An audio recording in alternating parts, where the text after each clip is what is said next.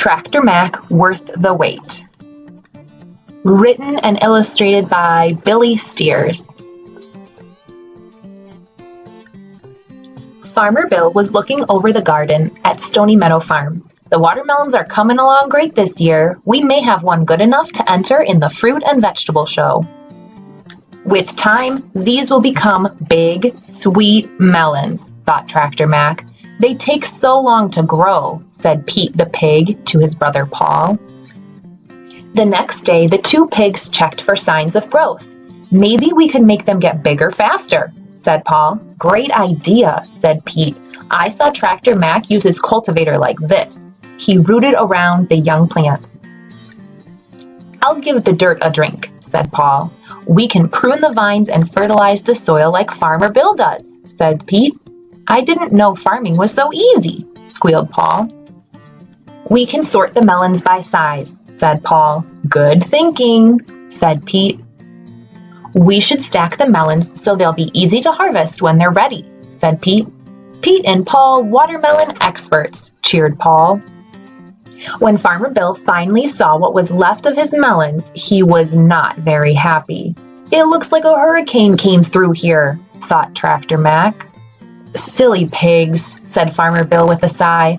That's the end of my melon patch for this year. Now we won't have any melons to enter in the fruit and vegetable show, let alone many to eat.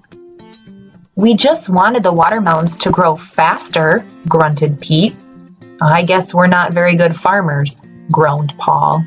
Plants take time to grow, said Tractor Mac. You can't rush them, added Sibley the horse.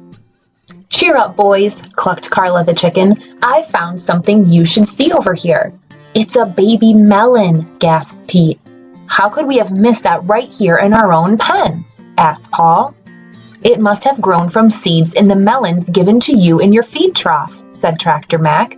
You could raise this one to full size. But we might wreck it, said Pete. We don't have very good luck with melons, said Paul. Why don't you give it a try and see what happens, said Tractor Mac. Pete gently cleaned around the small vine. Paul carefully gave it a little water. It's not growing, said Paul. Be patient and don't hurry it, said Tractor Mac. Day after day, the animals on the farm watched as the pigs cared for their melon. Their melon slowly grew. Pete shooed away bugs and caterpillars. Phoo, huffed Pete. Paul chased away other pests that might have wanted a tasty bite. Scat, oinked Paul. It turned out that the pig pen was a good spot for growing watermelons, and their melon got bigger over time. That's a beauty, said Tractor Mac. You didn't overmanage it, said Sibley. You cared for it just right, mooed Marget the cow. It was worth the wait, said Pete with a smile.